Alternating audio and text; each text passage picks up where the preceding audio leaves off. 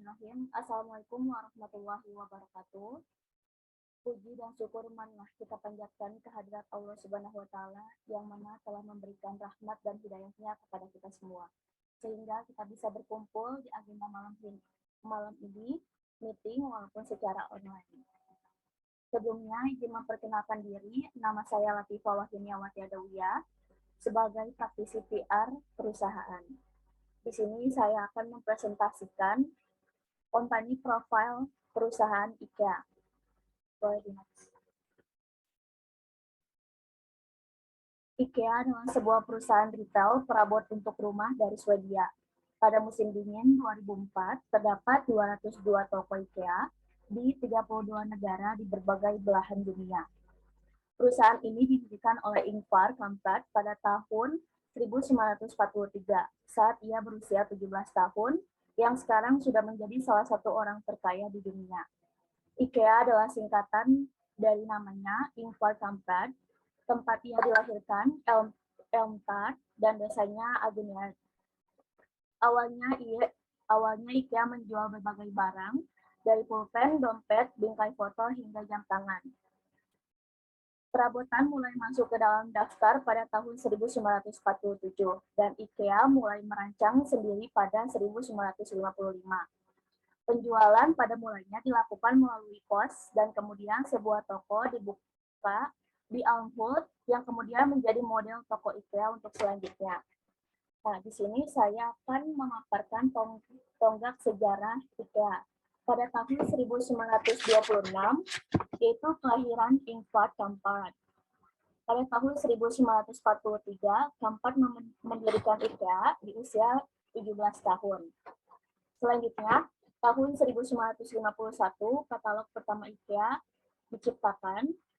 1953, IKEA mulai fokus pada furnitur. 1963, pembukaan toko IKEA pertama di luar Swedia, yaitu di Asker, Norwegia. Pada tahun 1969, toko pertama IKEA yang dibuka di Denmark. 1973, toko IKEA pertama dibuka di Swiss. 1974, toko pertama IKEA dibuka di Jerman dan Jepang. Selanjutnya, 1985, toko pertama IKEA dibuka di Amerika Serikat. 1987, toko pertama IKEA dibuka di Inggris. Pada tahun 1992, IKEA membeli Habitat. Lalu, pada tahun 1994, Kamprad meminta maaf atas keterlibatannya saat perang pada Pro-Nazi di Swedia. Pada tahun 1998, toko pertama IKEA dibuka di Tiongkok, dan pada tahun 1999, bersama Bertel Thorekull, Kamprad menerbitkan Leading by Design, The IKEA Story. Lalu, pada tahun 2000, toko pertama IKEA dibuka di Rusia. Next. Visi misi perusahaan. Tentunya visi dan misi perusahaan IKEA. Visinya yaitu menciptakan kehidupan yang lebih baik bagi banyak orang.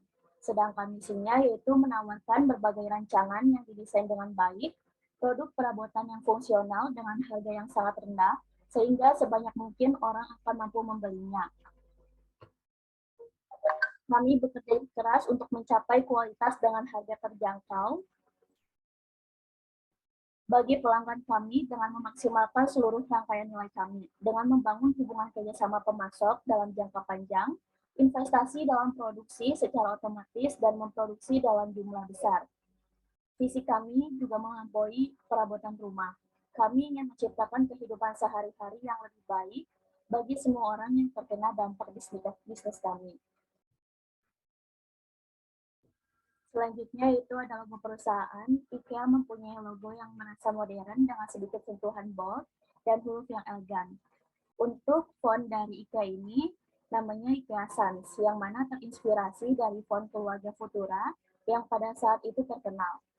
Pemilihan warna kuning dan biru yang mana keduanya merupakan warna primer. Dalam logo IKEA menunjukkan nasionalisme bendera Swedia. Warna biru memberi arti kepercayaan, dan warna kuning memberi arti keceriaan, optimisme, dan imajinasi. Next.